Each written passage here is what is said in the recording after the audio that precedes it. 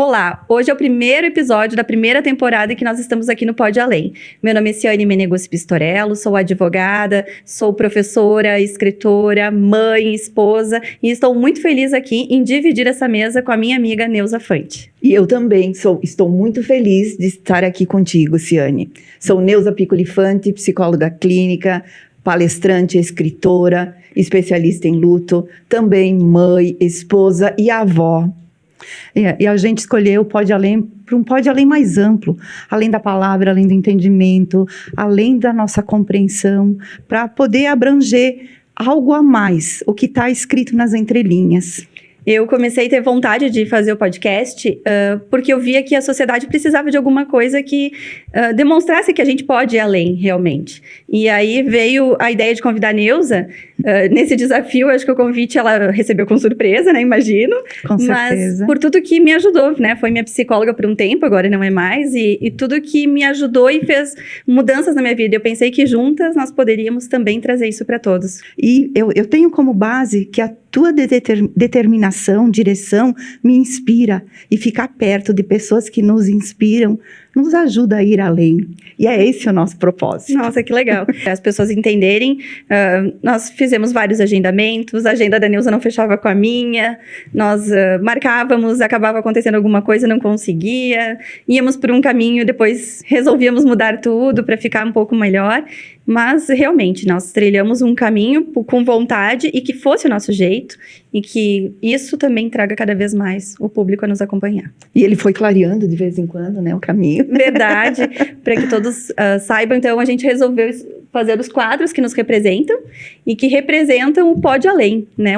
Nós sentamos e conversamos, né? Eu me lembro, o que representa? Me fez a pergunta. Isso. A Neuza me perguntou, o que representa para ti ir além, né? Nós tivemos até a dúvida do ir, né? Isso. Ficamos num debate da parte. Pode além e pode ir aqui. E aí eu me lembro que eu disse, para mim, quando eu penso em ir além, eu lembro de uma estrada. E eu achei que foi muito gratificante, porque sem pensar, as nossas famílias acabaram participando da foto. Perfeito. E olha que detalhe bonito que surge agora. O Pode Além, ele conversa com o passado, com o presente e com o futuro. É verdade, não tinha pensado. Legal, né? Bem interessante essa junção de tudo através dos convidados e através das nossas buscas para estar aqui. É verdade. Então, a gente quis fazer assim, os detalhes com o nosso jeito, mas também a foto. E quem tirou as fotos foi a família, né? Todo mundo dando opinião e participando do seu jeito. Mas foi realmente um momento que a gente trilhou desde o começo, né? Trilhou desde do nome, ao logotipo, tudo do nosso jeito, os convidados. E é isso que a gente quer demonstrar, eu acho, que nós podemos ir além. Mas que a gente quer muito mais, né? A gente quer trazer um pouco mais para cada um que nos acompanha, que uma reflexão maior da vida cotidiana. Perfeito. E acho que cada convidado, na sua essência, agora, os primeiros nomes que vão surgindo, eles trazem isso, né? Uma esperança dentro da sua história, né? Uma lição de vida, como conseguir, como dar conta, como resgatar aquela força interna. Vejo que muitos têm isso. A direção não caiu de presente no colo deles. Eles precisaram construir devagarinho essa direção. E todos tiveram muitos problemas, né? Sim. Problemas para chegar, né? E tem problemas, mas assim, problemas grandes, problemas que eles imaginavam que não conseguiriam superar. E coisas que a gente não tinha na internet, né? Sim. Que a gente foi descobrindo, conversando, sabendo um pouquinho mais da vida de cada um. Então a gente poderia dizer que o Pode Além também é dedicação de ir atrás da história de cada um, de resgatar fragmentos para depois a gente conversar aqui. Exatamente, e acho que é isso que a gente quer que cada um se identifique, que cada um daqui a pouco no seu passado, no seu presente, no seu futuro consiga trabalhar mais a esperança, a dedicação, a perseverança, são vários detalhes, né? O Pode é muito amplo, além do que a gente imagina. Pode Além é amplo e vai se tornando cada vez mais.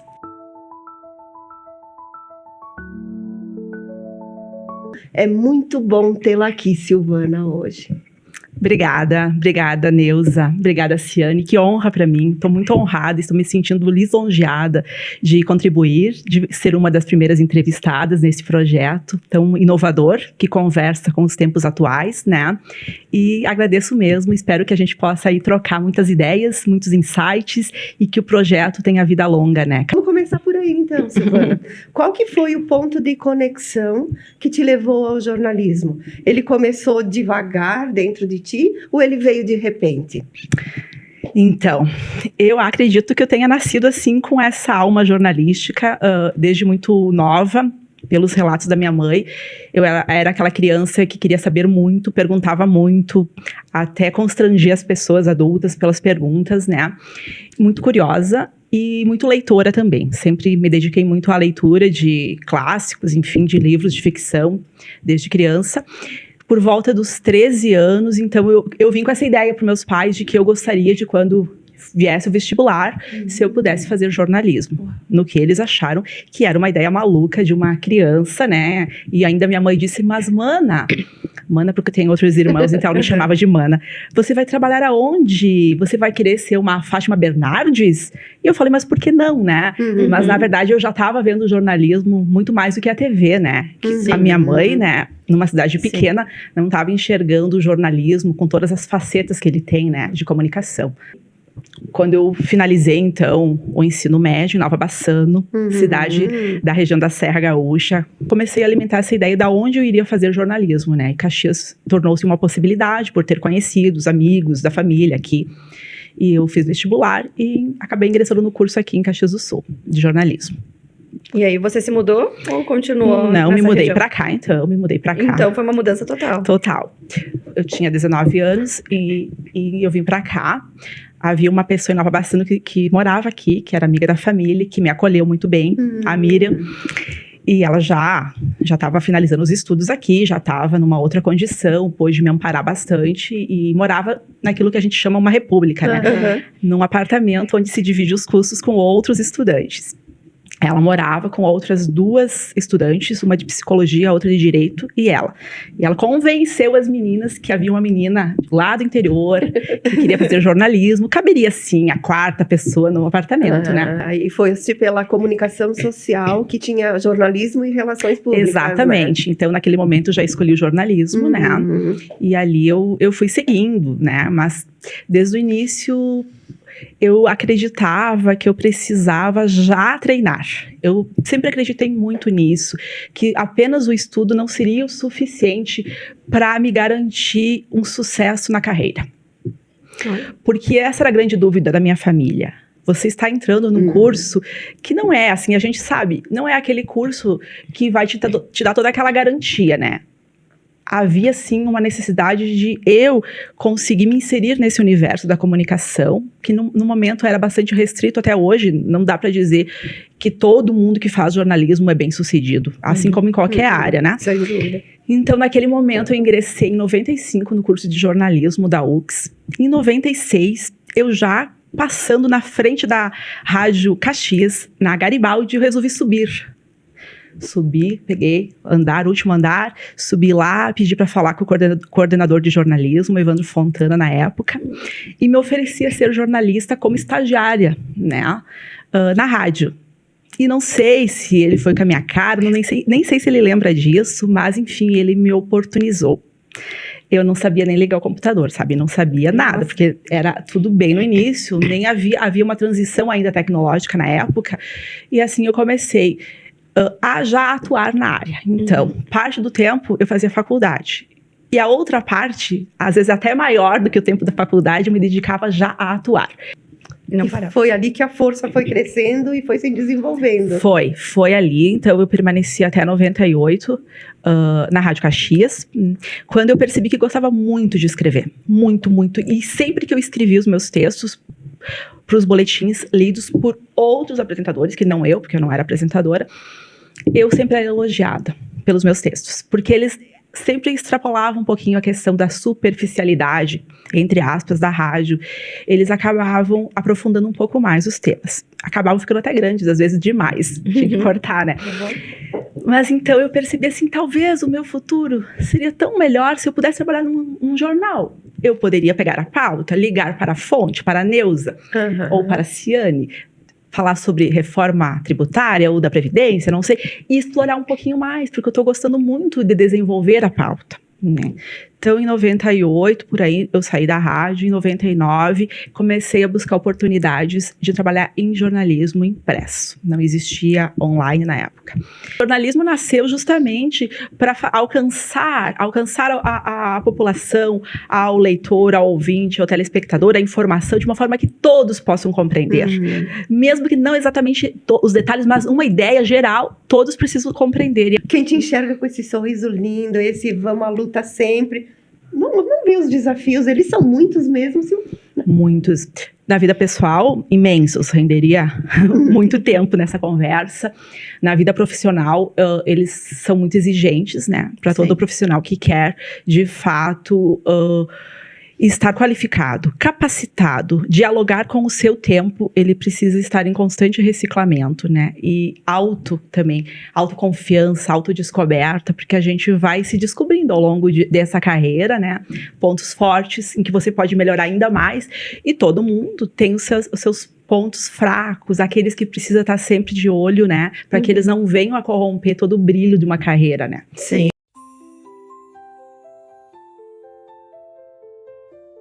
Em 2019, essa história, então, esse capítulo da minha história, 18 anos no jornal diário, pioneiro, muito desafiador, me renderam muitas vitórias, prêmios, viagens internacionais, viagens nacionais, coberturas. Essa viagem, esse capítulo termina, então, né? Houve essa minha necessidade de fazer algo ainda mais autoral, né? Sim. E da onde veio esse sonho do portal? Esse sonho aconteceu uns 5 anos antes. Me deu um insight um dia, trabalhando, conversando com uma colega minha de trabalho, que é jornalista, que eu admiro muito. E eu falei para ela assim, eu acho que teria espaço em Caxias para um veículo online, um portal de notícias que fosse mais focado em empreendedorismo. Bem viver, vinhos, gastronomia, cultura, e que nesse portal não tivesse aqueles assuntos que mancham a imagem das empresas. Esse portal não poderia ter vinculado mortes, crimes, acidentes, nem política não poderia ter. O anunciante estaria num lugar onde só teria o ponto de vista da inspiração para as pessoas, né? O ponto de vista do que existe de bonito.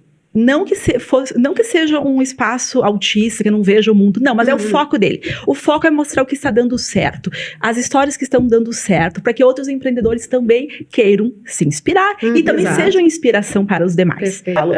Aquilo que a gente enxerga, nem sempre o outro consegue ver. Eu enxergava isso tão claro, e quando eu falava, as pessoas, eu percebia que elas desmereciam essa minha energia que eu botava nisso. Elas falavam assim, meu Deus, que delírio, que coisa.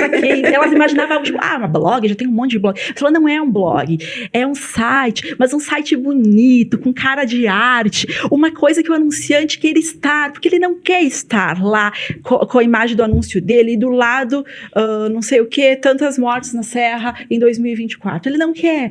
Ele quer estar num outro ambiente. O leitor também não quer. Não é todo mundo que gosta de ler esses assuntos, né? Eu quero um espaço para empresários. Em 2019, encerra essa etapa no jornal, então aquilo era como se já existisse. Já estava todo pronto. Não existia nada, é como se já existisse. De tanto que ficaram aqueles 5 anos aquilo, é como se aquele produto existisse, que eu clicasse e ele estivesse. Mas ele não existia. E aí eu falava para as pessoas, mas eu falava como se existisse. Eu falava assim, eu tenho um site para lançar. E as pessoas diziam, mas onde está esse site? Não, eu não fiz ainda. Tá, mas você está falando que tu tem. Sim, eu enxergo ele, eu sei, ele existe, mas ele existe aonde? Não, calma.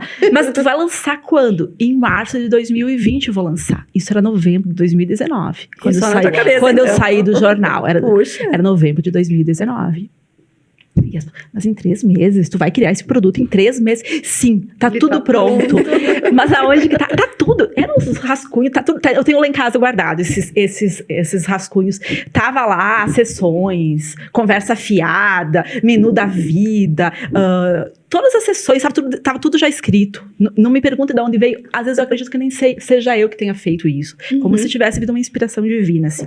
E aí eu comecei a falar, eu quero lançar dia 13 de março de 2020, mas nós não tínhamos nada. Foi chegando o Natal, não tinha nada. E eu contratei uma equipe. Como? A data era significativa?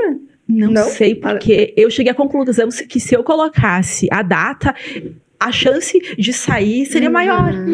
Então, ali no começo do ano de 2020, eu corri, consegui achar uma empresa que conseguisse fazer em tempo recorde esse projeto de fato, porque exigia uma rapidez para fazer. Sim. Né? E foi a Macau, agência de Caxias. Eles trabalharam muito, finais de semana inteiros. E quando a Carla, uma das diretoras, me apresentou o portal, assim, o desenho, eu disse, é exatamente isso. O segredo não é correr atrás das borboletas, é cuidar do jardim para elas virem até você. Nossa, obrigada. Mário Quintana, nosso eterno poeta. Se você cuidar muito bem, se capacitar, estudar, estar apto, o universo sempre trará oportunidades. Sempre, sempre, sempre. Mesmo que uma porta se feche. Abre uma janela. Abre. E ela vai se fechar, mas vai acontecer algo. Uma fresta, talvez, né? Exato. Mas algo vai acontecer.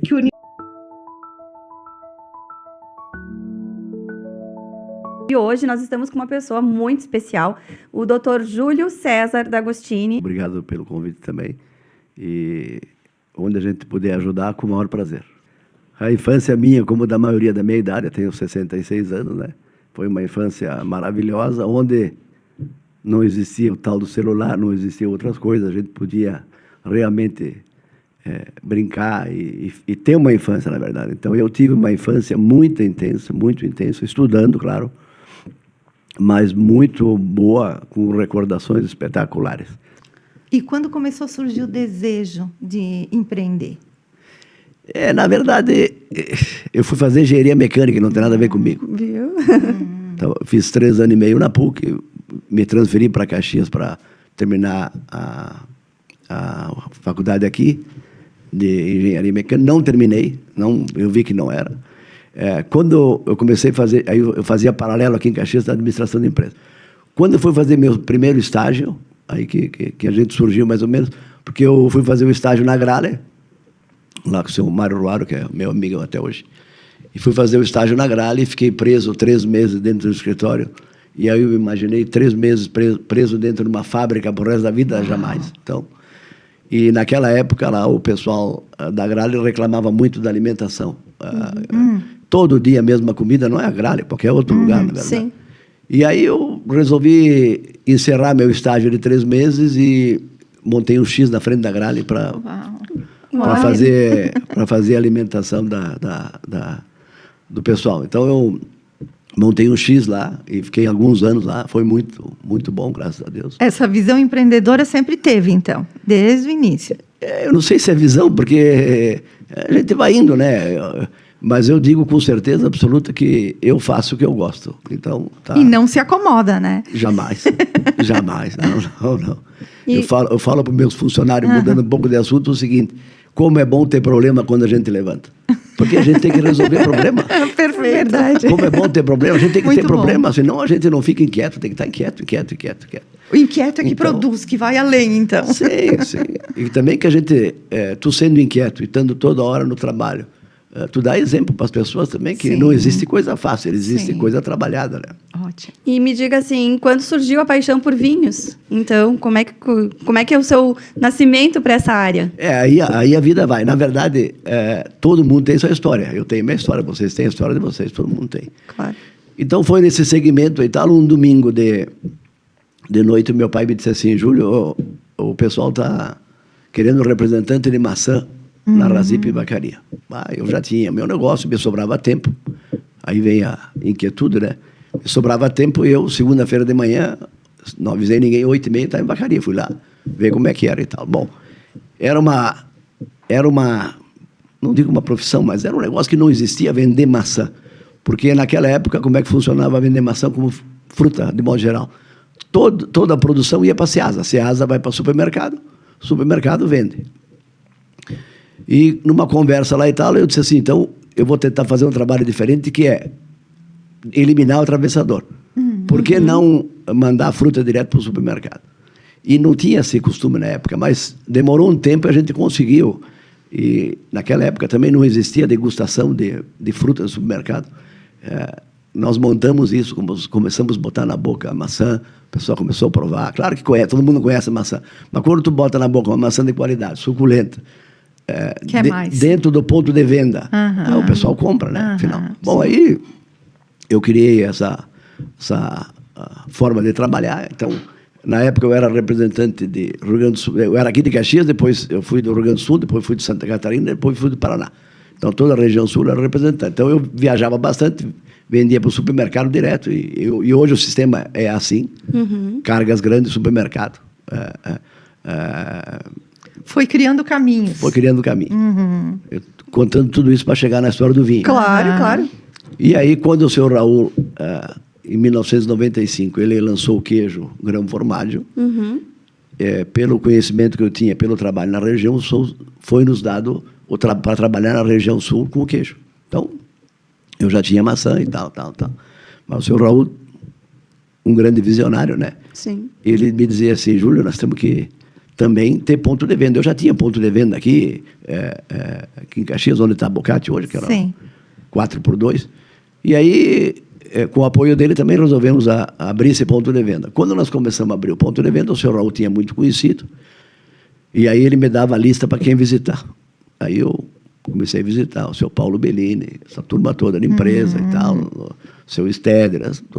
E aí quando vinha gente de fora de Caxias, que Caxias é uma cidade de turismo de negócio, a gente começou a receber esse pessoal para comprar o queijo, que todo mundo queria conhecer o queijo, aquele queijo famoso, afinal. Bom, aí começou o vinho, porque esse pessoal de fora dizia assim, mas tem que ter um vinho nacional, tem que ter um vinho nacional. Isso aí.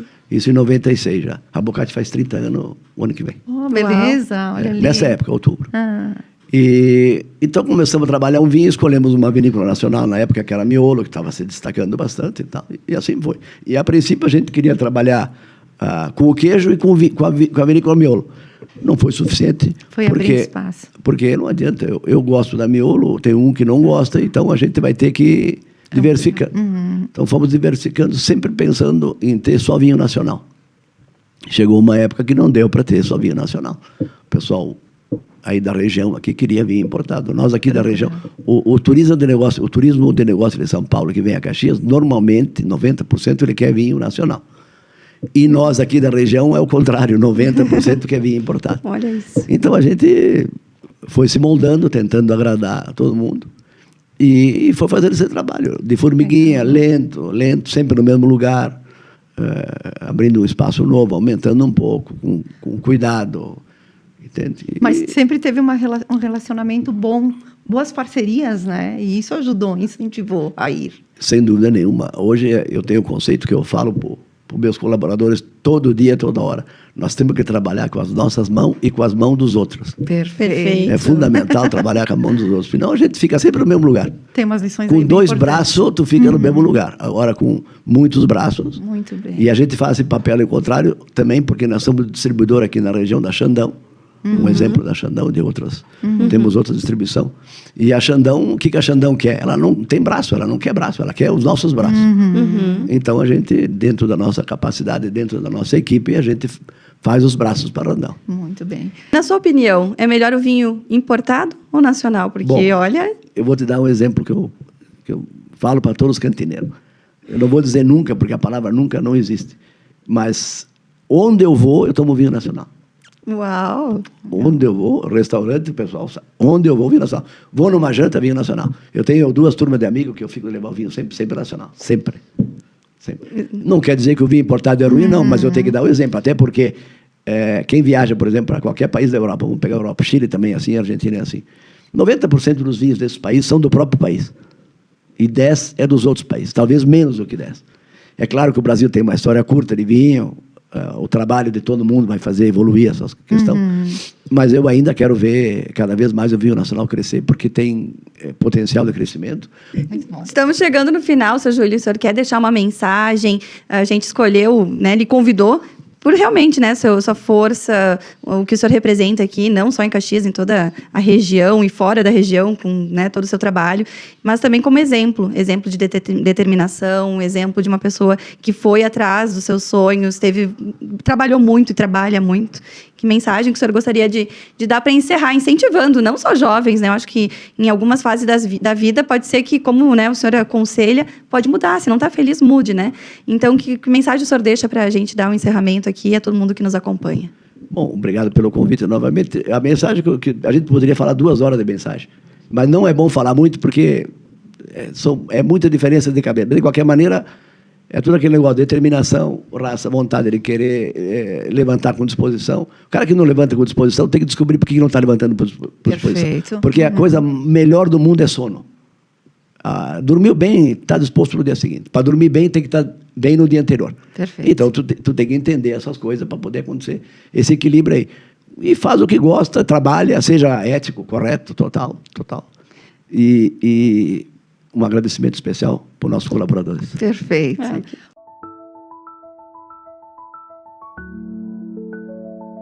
Estamos hoje com Maristela Tomasi Capim. Olá, tudo bem? Olá, que satisfação estar aqui no Pode Ir Além e falando um pouquinho da trajetória na educação.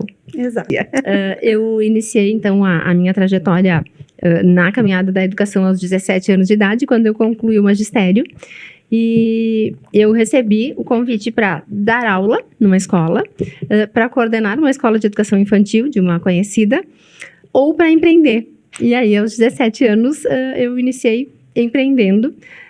Emancipei o contrato de locação, abri minha primeira escola de educação infantil, já foi no meu nome, então imaginem, aos 17 anos, um contrato de locação em São Pelegrino, o custo que significava e o compromisso.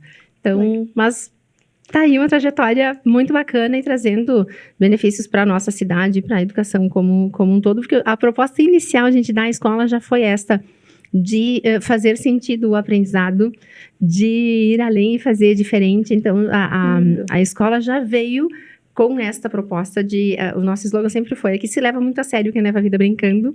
Foram 15 anos só de educação infantil, para depois irmos para o ensino fundamental e o ensino médio. E nessa trajetória de 15 anos, nós dizíamos que as crianças aprendem muito brincando, mas que tem que haver seriedade nas brincadeiras que são propostas. Verdade. E por isso, aqui se leva muito a sério quem leva a vida brincando. Então, Muito lindo. tem dado um resultado bem bacana. E eu percebo que, naquele momento da decisão, a única forma que tinha era ser forte. E tu foste, né? Tu foste ao encontro dessa força interior para achar recursos e para poder mudar a realidade. Exato. E é necessário, sim, coragem. Eu penso que, inclusive, hoje, se eu puder falar para quem pensa em empreender, é isso de correr riscos calculados. Bom, na pior das hipóteses, eu vou perder isso, mas eu vou ter a satisfação de ter tentado. Muito lindo.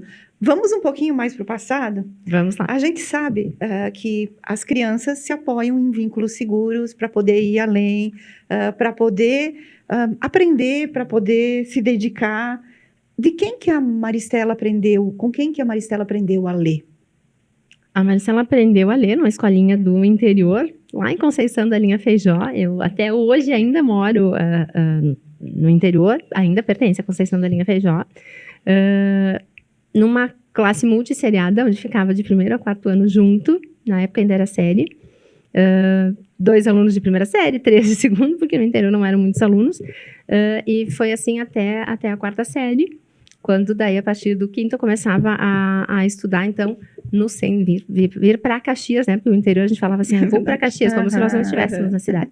E nessa trajetória também tem algumas dificuldades bem significativas, como, por exemplo, ter que fazer 1 quilômetro a pé para pegar o ônibus. E, além disso, para vir estudar no Cristóvão, que era onde eu vim a partir do 5º ano, essa estradinha de 1 quilômetro era estrada de chão. Então, outras dificuldades também passadas era ter que ir com um calçado até próxima parada, colocar num saquinho plástico, colocar o calçado limpo para conseguir pegar o ônibus com uma apresentação adequada para entrar na escola depois. Dificuldades que talvez as nossas crianças e os nossos jovens não passem hoje. Não. E talvez a gente tenha que resgatar isso com as nossas famílias e com os nossos estudantes, da importância que tem a dedicação para o estudo e da seriedade que é isso, e do quanto a educação é o que de fato pode mudar a realidade de todas as pessoas, né? De forma pessoal e consequentemente, do entorno. Então, para ver que o esforço pessoal de cada um e a valorização que é dada é decisivo para o resultado que nós vamos encontrar, né? Falando um pouquinho, então, do teu início, né? Falou que se emancipou, e aí foi a primeira escola, né? Que tu abriu, empreendeu. E quais foram os principais desafios, ou aquele desafio que mais te levou a suspirar e ter que repensar, olha, não, vamos adiante? O primeiro desafio foi toda essa questão administrativa, porque eu tinha todo o conhecimento pedagógico. Eu sabia como prof, terminei o magistério, como dar aula.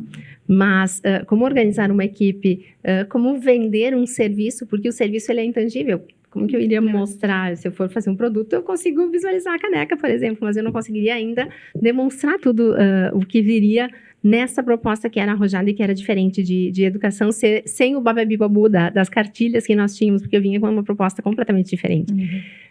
Então, o desafio era do conhecimento para todo esse aspecto administrativo, da ousadia de uma proposta pedagógica diferente, porque todos os estudos comprovavam, a criança fala mãe antes de falar ave, que nós aprendíamos, o A de ave. Fazia muito mais sentido eu aprender a letra M da mãe que tem afeto do que um A desconexo. E vinha com uma proposta de ter sentido no aprendizado e no processo, então, de pré-alfabetização na educação infantil. Além desse paradigma também que precisava ser quebrado de que a gente não alfabetiza na educação infantil. Então, vinha contra a grande maioria das escolas que não, eles precisam brincar. E eu sabia o quanto a brincadeira precisa realmente, ela é salutar, no entanto, ela pode ter uma intencionalidade. Eu posso estar brincando de 2 feijão com arroz e dar uma ideia de quantidade. Perfeito. E eu queria, então, deixar isso claro para a sociedade como um todo, para as famílias, para os pais, a segurança de que os filhos seriam felizes, brincariam e iriam se divertir demais, mas iriam aprender. E aprender entendendo, para não esquecer mais. Então, foram vários desafios, Ciane, de conscientização de famílias, de entendimento de todo o aspecto burocrático no registro de uma funcionária, no cumprimento de todos os aspectos legais da educação, da constituição de uma empresa, da questão trabalhista. E se eu puder deixar uma outra dica, fazermos parcerias sólidas. Quem me ajudou muito a entender todos esses aspectos foi o Sebrae. Entendi. Então, este buscar auxílio, olha, eu não sei fazer isso, mas eu quero fazer correto. Buscar parcerias sólidas também é um outro segredo de mercado para quem pensa em empreender de uma forma sólida. Na educação, acho que foi uma pioneira, né, na nossa região, a questão da inovação, as tuas redes de estudo, de ensino. Da onde surgiu essa ideia?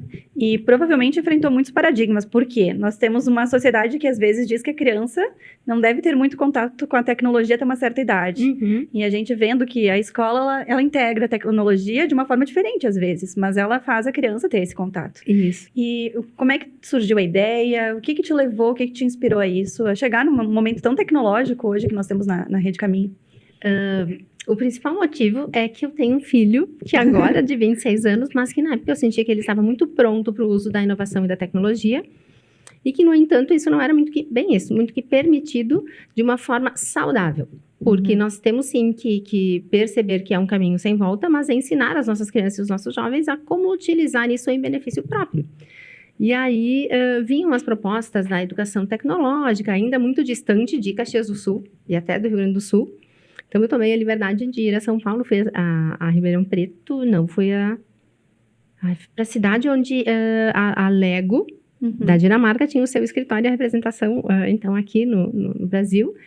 Com exclusividade, eu vim entender como isso seria oferecido dentro de um currículo escolar. Bom, como que eu vou abordar a tecnologia na educação infantil, como que eu vou abordar a tecnologia no primeiro aninho, no segundo aninho, em cada uma das séries. E aí eu percebi que fazia muito sentido, porque eles demonstravam, por exemplo, que eles, através dos conceitos das peças Lego, eles poderiam entender, vamos pegar a educação infantil, quando eles estudam o bairro, que é um conteúdo de educação infantil, eles poderiam estudar a pracinha do bairro, e ali fazer um carrossel, que normalmente tem o carrossel nas suas pracinhas, e ter significado. E se quem não tivesse na sua pracinha, saberia pelos parques de diversões, enfim. E eles já aprenderiam, numa educação infantil, o que é uma engrenagem, noções de velocidade, de tempo. Eu disse, gente, mas isso é conteúdo de ensino médio. E eles entenderiam isso de uma forma lúdica sem ser um conteúdo difícil. Perfeito. Isso faz muito sentido. Fizemos, então, uma parceria com a Lego Education e trouxemos esses conteúdos e cada série abordava montagens de acordo com o conteúdo que eles aprendiam. E, gente, era, assim, fantástico de perceber. Assim, então, quem estava estudando lá em ciências, corpo humano, faria a montagem de um coração e entenderia a pulsação e o que significaria fazer uma cirurgia por vídeo, por exemplo. Olha só quanto Que tempo riqueza! na prática, porque eles teriam que fazer a programação disso. E aí, deu muito certo. Nós mostramos, porque o primeiro conceito, quando nós divulgamos em Caxias do Sul que faríamos educação tecnológica através da Lego, qual era o conceito que Caxias tinha de Lego? Peças para brincar. E aí surgiu, sim, a ideia de, não, agora eles não vão mais alfabetizar e vão brincar de Lego. Entendi. Teve que trabalhar com Foi preconceito. um grande desafio, exatamente, com o preconceito. E o reconhecimento, de fato, só veio quando nós trouxemos um título internacional. Então, os nossos estudantes participavam nunca com estudantes daqui do Rio Grande do Sul, acabavam competindo com outros estados. Vencemos um torneio de outros estados, assim como também veio uma conquista nesse final de semana. E fomos disputar fora do país e trouxemos um título internacional. E aí, Caxias começa a se dar conta, parece que antes o reconhecimento tem que vir de fora, Entendi. do que daqui, Olha que para lindo perceber, pode ter fundamento ali. E aí agora a gente percebe iniciativas de outros locais, vamos oferecer uma oficina de robótica, vamos oferecer alguma coisa para que eles tenham essa noção.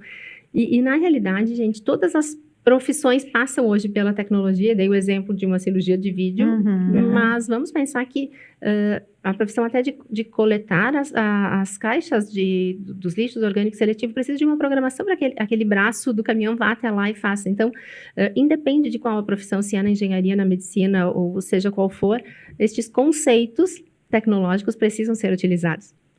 O meu sonho era fazer da educação um grande propósito, melhorar o meu entorno. Eu fiz Emaús aos 18 anos e a gente sonha muito em tornar o mundo melhor. A gente depois sai e diz assim, o mundo ali fora continua igual e nós queremos um plano de amor, aquelas coisas muito boas e próximas para todos, né? De muita igualdade, de coisas boas para quem nos cerca, para o mundo que nos cerca. Então, aquela Maristela só queria isso. Eu diria que eu continuo querendo a mesma coisa, porque eu percebo que nós temos um papel importantíssimo para tornar o mundo que nos cerca melhor. E nós temos um papel crucial, e principalmente nós mulheres. Por quê? Porque nós podemos, através do nosso jeito meigo, da forma de conduzir, transformar a sociedade como um todo. Então, eu diria, eu não imaginava que seria tão grande e que hoje já envolvendo a Serra Gaúcha como um todo. Mas eu imaginava, sim, transformar através da educação.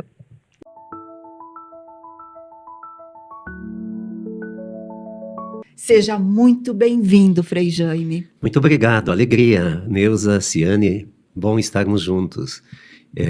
Pelo jeito não é para ficar só aqui, tem que ir além, né? Porque o podcast é além, pode ir além, né? Então vamos além daquilo que está previsto, daquilo que os olhos alcançam. Eu sempre gostei de estudar. E a escola, Nova Palmira, aqui no interior de Caxias, a escola ficava 1 quilômetro e pouco. E a gente ia sempre de a pé, porque não tinha o meio de transporte. E o estudo sempre me moveu. E ir bem na aula, tirar notas boas, era sempre uma coisa bem parte da minha caminhada, da minha existência, né? Também eu acho que a gente deve muito daquilo que a gente é e daquilo que despertou em nós e continua despertando, devemos muito aos professores que nós tivemos. E aqui eu lembro a minha primeira professora, falecida, e ela era uma jovem dos 18, 20 anos, e ela saía de Galópolis com um jipe, ela dirigia naquele tempo, e imagina, e ela enchia o jipe, né, e nós entrávamos no jipe e tudo, ela transportava quem morasse mais longe, né. Puxa, então, coisas que a gente vai aprendendo, também vendo, e quando o testemunho é dado, a gente grava muito mais. E ela nos desafiava. Eu lembro que eu queria imitar a letra dela. E um dia ela me disse, tua letra é mais bonita do que a minha. Puxa. E de fato, eu sempre me preocupo na escrita. Tanto é que as coisas mais profundas, no momento de uma criação, eu não posso digitar. Eu tenho que escrever à mão. Olha. Perfeito. Tenho que escrever à mão, porque daí me parece que eu estou tendo o contorno certo, o lugar certo de cada palavra e eu visualizo de uma forma muito mais de dentro para fora do que simplesmente tu enxergar com os teus olhos, né? Um depoimento lindo, e a gente percebe, Frei, o vínculo seguro. As pessoas de fora são muito vínculo seguro também. Aquele que diz, não, vai, a tua letra é bonita, eu confio em ti, eu acredito em ti. É o mesmo papel que muitos freis têm na comunidade. Sim, interessante, Neuza e Ciane, como o líder hoje, quem está no papel de liderança, mesmo quem não se autodefine como líder, como o líder precisa ter determinação. Quando eu digo determinação, eu não estou dizendo que vai deixar de ouvir as opiniões, não vai trabalhar em cima de um consenso, mas como o líder precisa dizer, não, vamos que vai dar certo. A gente não sabe bem por onde, mas nós estamos nos movimentando. Perfeito. Então, isso eu acho que é o nosso papel e é o meu papel também, de acreditar que vai dar certo. Por que eu vou temer erros? Porque os erros fazem parte, né? Às vezes um erro te ensina muito mais do que 1000 acertos, né? Então, bom, resumindo, eu acho que o estudo foi a minha ponte, o fio condutor da minha história, e continua sendo. Por causa do estudo, quando terminou em Nova Palmira o 4º ano, passei a residir em Galópolis com um casal de idosos para poder estudar. Em troca, eu cuidava da horta e limpava a casa. Quantos anos? Eu tinha 11 para 12 anos quando eu saí de casa. Nossa. E Nossa, com 14 eu já trabalhava, estudava à noite e trabalhava numa metalúrgica, como polidor. Olha, eu Naquele sabia. tempo não tinha exaustor. Então imagina, tu entrava de uma cor, saía de outra. Mas esse olhar de cuidado, ele já existia na adolescência, no menino? Sim, eu sabia que a minha vida estaria direcionada naturalmente por ajudar. E eu não tinha muitas pretensões assim, vou ser um profissional de sucesso. Não, eu pensava muito mais. E aí eu passei a morar em Caxias e passei a morar justamente no bairro Rio Branco, próximo à Igreja dos Capuchinhos. E em seguida, com 15 anos, eu já era catequista. Nossa. Então foi tudo muito cedo esse engajamento. E quando eu vi, eu estava no seminário. Então entrou para a religião, para a igreja, através de ser catequista. De catequista, e porque quando eu saí de Galópolis e vim para Caxias, eu fui trabalhar na editora São Miguel dos Freis. E vendo o testemunho dos freis, foi aí que eu entendi que eu quero ajudar. Olha aí, o jeito capuchinho é um jeito bonito de ajudar. E aí que deu o encontro com as... Lindo. E eu nunca tive dúvidas. Quando eu fui para o seminário, eu sabia que não tinha volta. Que eu ia seguir em frente, né? Minha história é isso. Eu me sinto uma pessoa leve. Não vivo para mim, embora tenha o meu autocuidado muito sereno, né? Não me chamem para ficar de noite e de madrugada fora de casa, que eu não vou, se eu fujo de festa às vezes também. Cuida da alimentação, que Cuido eu sei. muito da alimentação. Não come em todos os eventos que vai. Não. Para Isso evitar a também. alimentação, preocupado. Eu acho que é isso, não é uma questão de estética. Não, é autocuidado. É uma saúde que tu tem que manter. Né? Caminha Perfeito. também. Caminho todos os dias. Caminha todo dia. Parabéns. Todos os dias. Eu demorei um pouco para voltar, mas agora a minha meta é 5 quilômetros e pouco por dia. Nossa. Instalei um aplicativo que conta os passos, conta também quantos degraus eu subo. E isso tem me ajudado. Eu coloquei como meta 7.000 passos, que equivale a 5,5 quilômetros. E tem dado muito certo. Eu levanto antes das 5 para poder caminhar. E sábado e domingo também, eu levanto antes das 5 e vou caminhar, não tem intervalo. Isso ajuda, então. Ajuda muito, muito, muito. Se sente mais disposto. Muito mais disposto, e eu acho que o teu corpo, o teu organismo, o teu físico, ele fica mais harmonizado. Tu sente mais uma harmonia do próprio corpo. Quais são os próximos projetos, Frei?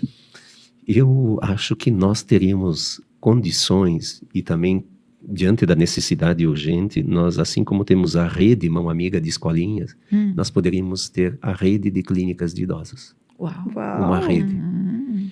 Existe já um grupo pensante que está se encontrando e vendo, né? Porque essas normas são bem exigentes, rígidas, né? Sim. Mas eu acho que nós poderíamos, em Caxias, ofertar espaços com um preço módico. Que consigam ser que- bem cuidados. E Um que preço sejam bem barato. cuidados, num preço baratinho, porque nós não abriríamos um negócio. Nós não temos como missão o lucro. Uhum. Precisamos dar conta da sobrevivência, da gestão. Então, eu acho que a questão idoso não dá para a gente esperar muito para começar a agir, né? Uhum. Por isso que já estamos, então, com essa equipe pensante, que eu estou Que bem ótimo. animado de poder ofertar uma vaga com um valor módico. Mas não começou o Mão Amiga seu trabalho de caridade. Acho que eles vêm desde lá do seminário. Ah, sim, sim. Antes de constituir o Mão Amiga, como é que o senhor ajudava, né? Porque a gente já sabe das histórias, mas a pessoa acaba não contando como é que chegou essa ajuda, como é que o senhor acabou se ligando a ela. Mas até a criação do Mão Amiga, como é que o senhor conseguia se dividir, ajudar tanta gente? Como é que era a procura? Como O é que é a meu história? tempo, eu administro muito bem meu tempo. Eu sou de uma disciplina de tempo bem... Tanto que a agenda é lápis, que eu sei também. Ah, sim, eu não quero agenda eletrônica, porque se falhar... Agora, na minha agenda física não falha. E tudo a lápis, porque eu gosto de apagar o que não vai e não riscar. Ótimo. Então, é uma... Legal. Bem. Eu gosto de ter A tudo organizado. flexibilidade. E estar bem organizado, né? Muito bem organizado. E isso dá. Tu não tem que ficar te enrolando. O fato de caminhar cedo já te dá uma disposição. É verdade. Tu já está começa- acordado, tu não voltaria para a cama, Uhum. né? Tu já sente vontade de ir fazer, né? Perfeito. Claro, eu tenho que confessar que no meio desse universo todo, a minha mesa não fica arrumada como deveria ser. Mas eu acho que mesa excessivamente arrumada também não tem graça, né? Não, Perfeito. é verdade. Perfeito. Eu Tem tenho que ser trabalhada. a minha bagunça na mesa, mas eu entendo essa bagunça. É eu sua sei onde que ela organização, está, né? sua forma de se organizar. Sim, daí eu sempre digo, ó, se eu tiver que ficar arrumando mesa, eu não trabalho. Eu prefiro trabalhar e depois, claro, de vez em quando a gente coloca tudo em dia, né? Exato. Mas Muito bem. eu acho que é um jeito de viver, né? Um jeito de viver muito tranquilo também. E eu gosto da palavra dinâmico. Escolheu o seu jeito Sim, e assim se sim, construiu. Sim. E depois, a maturidade te ensina muita coisa. Por exemplo, Bom, a maturidade, uma coisa que a maturidade me ensinou é assim, ó, vai dar certo. isso aí eu me lembro muita fé, né? Vai dar Olha certo. o registro da fé que ele coloca, Sim. é uma fé além, né? Vai dar certo. Pode não dar no formato que eu tinha pensado, mas vai dar certo. Bom, se vai dar certo, não tem por que eu me preocupar. O que o senhor sente de prestar todos esses atendimentos, 30 mil atendimentos em Caxias, que sei que tem outras cidades, como Flores da Cunha, com o Conviver, o Recanto também, a gente sabe o quanto que, né, ainda não está concluída a obra. O que o senhor pode dizer de ajudar tantas pessoas, né, desde a criança que não tem escola, e não é dar a escola, né, é fazer com que o pai possa e a mãe trabalhar, auxiliar, né. Como é que representa isso, né? Porque é um número estrondoso, é o maior assistencialismo que nós temos na região. Sabe que o quantitativo, ele não me atrai tanto. Eu não gasto muito tempo dizendo ou pensando, nossa, a gente faz muito. Eu sempre pensei no Mão Amiga como o Mão Amiga ser capaz de amenizar o sofrimento. Só que como o sofrimento está crescendo, o Mão Amiga teve que crescer também. E tem que continuar crescendo. Porque senão tu vai cuidar daqueles que já estão sendo cuidados e não vai acolher esses novos que estão descuidados, né? Descuidados. Então, o sonho do Mão Amiga crescer não é porque ele tem que crescer só para se sobressair dos demais. Não, ele cresce porque cresce também o desejo de ajudar. O desejo de ajudar. Colocações de quem reflete, né, Frei? Nós poderíamos ficar muito tempo aqui conversando, mas estamos já no nosso horário. O que o senhor quer deixar como a última ideia para as pessoas que vão nos ouvir? Eu gostaria de dizer que vale a pena e como vale a pena gostar de viver. Depois, desafios sempre vão ser degraus e não impedimento, vão ser degraus. E degraus sempre faz com que a vida seja dinâmica e a gente evolua, né? Evolua. Mas também eu gostaria de dizer assim, ó, a espiritualidade faz parte da nossa existência. Nós somos, Teilhard de Chardin, um francês, diz, nós somos seres espirituais numa experiência humana. Mas no final de tudo, nós seremos somente espirituais. Somente espirituais. Então, que a espiritualidade possa fazer parte do cotidiano.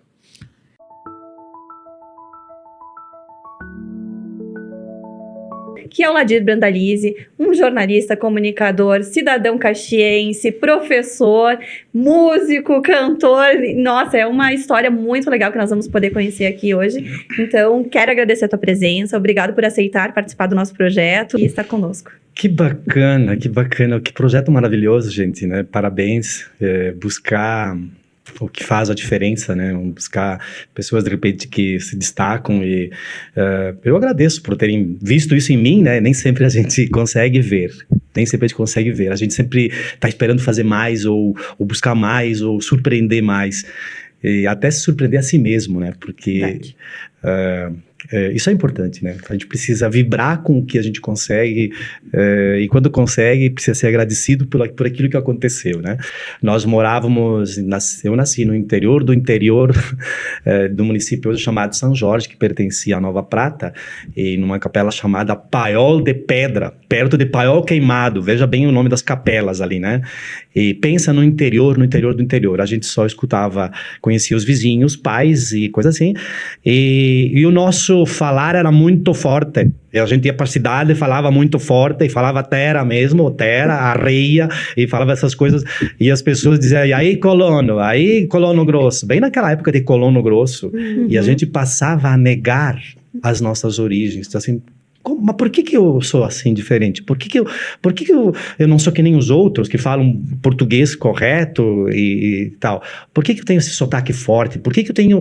A minha família é italiana? O que é isso para mim, sabe? Eu não entendia. Por que são diferentes? E aí eu tinha vergonha até da minha história ou de falar no dialeto, que na época se chamava dialeto, porque as pessoas riam da gente.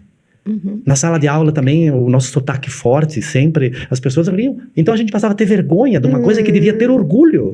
Puxa, eles vieram lá do além-mar, nossos antepassados vieram da Itália, pensa, largar tudo, eu chego a me arrepiar, largar tudo e ir à procura de uma vida melhor.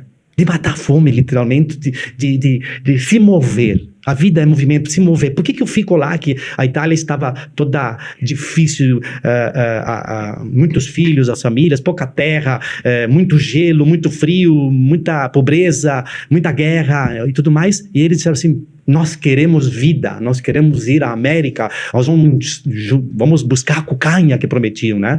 Esses foram os nossos antepassados. Por que ter vergonha disso? Eu devia ter orgulho. Mas como eu não entendia, as pessoas me questionavam, me falavam, colono, não sei o quê. Eu ficava triste. Aceitava e me escondia. Evitava de falar. Tinha vergonha. Evitava de falar. Com o tempo eu fui cantando e gostando das canções que cantavam nos filós, e aquilo fazia parte de mim, aquela musicalidade. Aí eu cantava, a minha mãe é viva, graças a Deus, tem 85 anos, tem uma voz de primeira, e ela cantava Sul Castel de Mirabel, que é uma canção que depois, mais tarde, eu vim gravar. Sul Castel de Mirabel, de Mirabel, que é uma jovena que canta. E aí nos filós, um fazia a primeira, outro fazia a segunda, e quando alguém cantava meio desafinado, fermete, que te falso. Eles entendiam de música, e daí eles sentiam quando estava fora, fermete, que te falso. E aí a gente foi pegando aquilo viveu, tudo isso, né? Eu tenho uma filha maravilhosa, que eu acho que a Neuza não conhece, mas a Ciane ela conhece. É inteligente, ela se chama Bianca. Ela se chama Bianca. E eu tenho um orgulho tão grande dela. E ela é minha amiga. A gente não se vê como pai e filha, por mais que a gente seja, mas, tipo assim, é minha parceira. É uma parceira de viagem, de aventura, de pagar mico, de tomar vinho. Toma um vinho. Aos 16 anos, nós tivemos que emancipar essa criatura. Temos que emancipar, porque ela é do mundo. E ela passou, enfim, no vestibular muito importante, né? E ela precisava morar fora. E nós tínhamos que emancipar para ela poder morar. Questão de aluguel, um monte de coisa. 2 anos que ela está morando fora, com 18 anos, ela disse assim, pai, mãe, eu quero fazer uma dupla diplomação em Grenoble, na França. Nós ficamos se olhando. Vai lá. 18 graus de miopia. A nossa filha é especialíssima, é albina. Ela é cabelinho branquinho, ela é albina. Você não conhece ainda, Neuza, mas um dia você vai conhecer. Ótimo. Ela é albina, 18 graus de miopia. E ela nunca enxergou o quadro negro. Ela sempre, nós compramos um tablet, alguma coisa, ela fotografava o quadro negro e traz aqui. E, no entanto, ela passou em primeiro lugar em engenharia elétrica da URGS, e daqui a pouco ela fazia dupla diplomação em Grenoble, na França. E você diz o quê? Meu Deus, eu não vou dar minha filha. Não. Vá! E me leva junto. Mas conseguiram dar asas para ela. Ela foi, tô arrepiado de novo. Ela foi. E de lá, eu sempre me lembro fazendo um vídeo, ela disse assim, eu tô aqui, aqui se chama Rabot, que é onde fica perto da Bastilha. A Bastilha aqui é onde as resistências das guerras da França, disso, daquilo, tô aqui em Grenoble, não sei o quê. Eu disse, eu quero ir pra lá. E fomos atrás dela 2, 3, 4 vezes, sei lá, ela ficou 2 anos e meio, e ao se formar, veja que ela puxou muito pra gente esse lado de não se acomodar, de não ter rotina, de a gente querer ir além. Ir além. Ir além. E ela disse, tá, eu me formei, estou me formando aqui, pai, mas eu quero fazer a conclusão do curso em Genebra, na Suíça. Eu digo, hã? Tá, pai, é vizinho aqui, a França e a Suíça é perto. E aí lá vai ela, né? Ela conheceu um bambambam lá e tinha um laboratório que era modelo no mundo lá em tecnologia em Genebra, e ela conheceu essa pessoa, um dos donos, num simpósio, num seminário que ela participou lá, e ela chegou perto e falou com ele, disse assim, nós não temos estagiários lá, nunca tivemos, mas por que não também, né? Uau. Vamos marcar uma entrevista lá. Aí foi ela, e aí aquele pontinho branco lá, numa mesa enorme, um puxando uma conversa em francês e ela respondendo, puxando em inglês e ela respondendo, outro puxando em italiano e ela respondendo. Eu digo, quem é? Que legal. Quem é? E daqui a pouco ela disse, não, nós te queremos. Lá vai, né? E aí, vá com a documentação nas autoridades suíças, negaram o visto. Puxa. E ela me liga, pai, perdemos. O que vamos fazer agora? Negaram o visto. E eu estava aqui, nesse momento, trabalhando na Câmara de Vereadores, assessorando, enfim, um vereador, por uma questão política que eu gostava e tal, né? E eu disse, não. Agora chegou a vez do pai aqui agir também, larguei tudo, peguei a estrada, disse, me encontra em Veneza. Perfeito.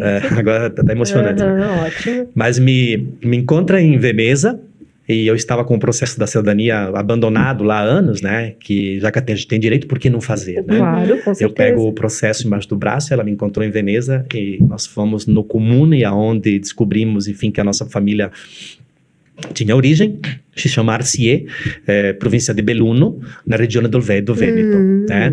Do lado de Feltre, de Bassano del Grappa, de Treviso, toda essa região aí. E chegamos lá e disse, nós queremos ser italianos. Perfeito. Nós queremos ser italianos. E encaminhamos tudo, ficamos quase 3 meses por lá, e eu e ela, daí sim, pensa em 2 malucos juntos. Nós caminhamos e a gente quis entender quem nós éramos. Aí toda a italianidade e tal. Nós subimos e descemos trilhas e lugares aonde descobrimos, mas vou falar no italiano, no Veneto, né? Ma Valtteri che siete qua. Per l'amor di Dio, dizemi, di dove che abitava i Brandalisi qua? Dove cazzo fuori i posti che abitava i Brandalisi? Oh sì, là sopra il monte, case Brandalisi a Pinissuno, che sta là, è anche distante, ma sopra il monte lá, E vamos atrás. Bianca? Vamos junto. Vamos. Eu e ela subindo, vai descobrindo, chegamos lá, achamos casa Brandalisi e entendemos quem éramos e saímos de lá com o passaporte e com a identidade italiana, sentindo italianos. Faça mais do que te faz feliz. Faça mais do que te faz feliz. Há muito lixinho aí, sabe, que a gente vai dando prioridades nas nossas vidas. O que te acrescenta? Faça mais do que te faz feliz, cara. Daqui a pouco a gente vai envelhecendo e diz assim, meu Deus, o tempo passou. Pois passou, mas daí não viveu? Viva! Faça mais do que te faz feliz. Esquece o resto. As pessoas tóxicas também, vai deixando um pouco de lado. Elas vão ficando no caminho também, né? Claro. Te aproxime de outras. Né? Então é isso, faça mais do que te faz feliz.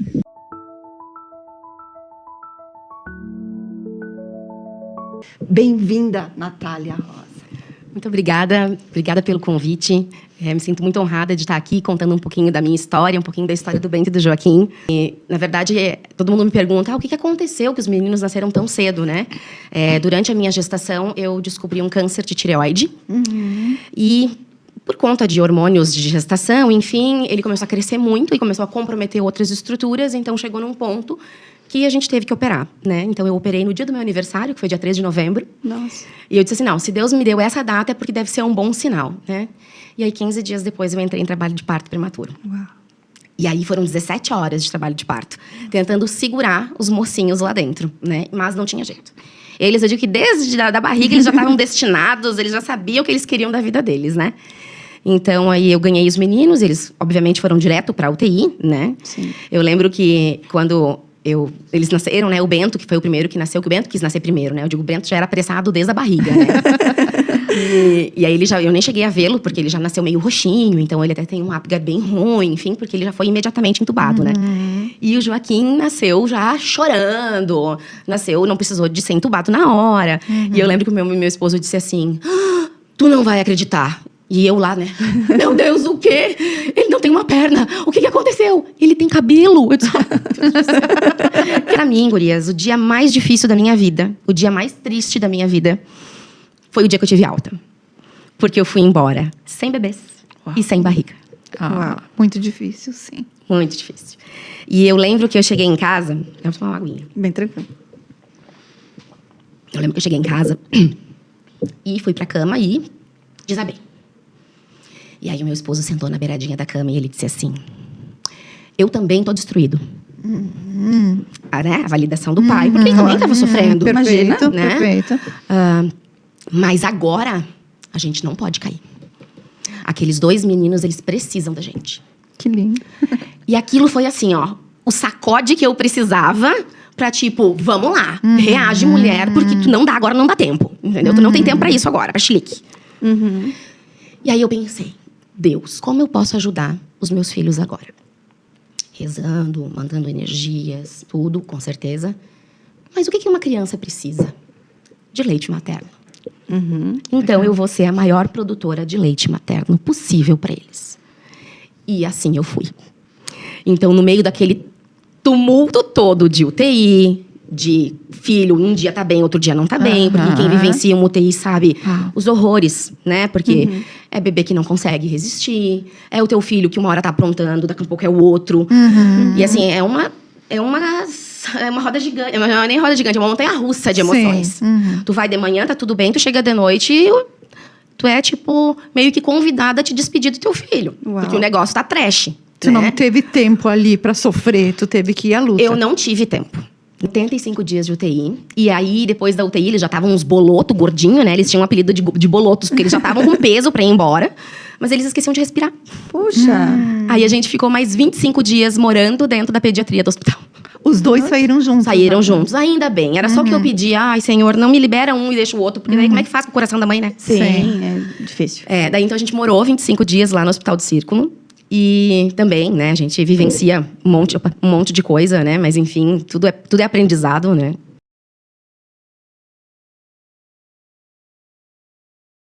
Ótimo. E aí eu fiquei em casa 2 semanas. Nessas 2 semanas, o Joaquim, e o Bento menos, mas o Joaquim, se desorganizou muito, muito. E aí eu disse pra minha mãe assim um dia, mas meu Deus, esse guri parece que tá assim porque eu tô em casa. Daí a minha mãe disse assim, claro, tu nunca tá em casa.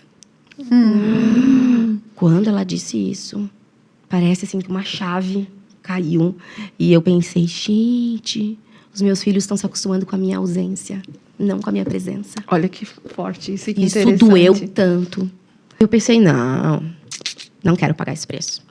E aí, então, eu já vinha trabalhando, estudando com aromaterapia. Porque eu sempre fui uma pessoa muito curiosa. Então, eu sempre gosto de aprender, sabe?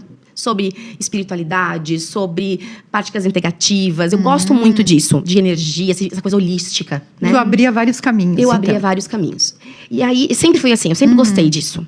E aí, então, eu conheci a aromaterapia e aí eu disse, mas aí eu via algumas coisas que, pra mim, não estavam corretas. Né? Não tô aqui pra julgar ninguém, mas eu vi algumas coisas que eu disse, mas assim, eu acho que não é legal. Eu acho que eu preciso estudar. E aí eu disse, então vai ser a aromaterapia.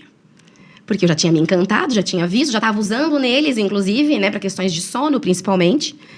E aí começou aí o amor, né, essa paixão pela aromaterapia, né, por essas práticas integrativas, né, Legal. o reiki também. E aí então estamos nesse projeto novo, né, focado então no ciclo materno e infantil, né. É focado no ciclo materno-infantil. Sim, para dar esse apoio realmente às mães atípicas. Se eu pudesse dizer uma coisa é que o autismo não é o fim. O autismo é só um diagnóstico que vai te levar para um mar de possibilidades, que os filhos de vocês são perfeitos, que eles podem sim ter uma vida o mais normal possível, mais cheia de bem-estar, né? Que eu acho que isso é o principal, mais cheia de felicidade. E que é possível viver no autismo de uma maneira leve. E que a aromaterapia pode ajudar muito nisso, né? Dando essa força para as mães. Tá? Era basicamente isso. E que se vocês precisarem se reinventar profissionalmente, não tenham medo. Muito sabe? bem. Vamos com coragem, porque é preciso. possível. É possível e é preciso. Pelos filhos da gente, a gente adquire forças de onde a gente sequer imagina que a gente tenha, né?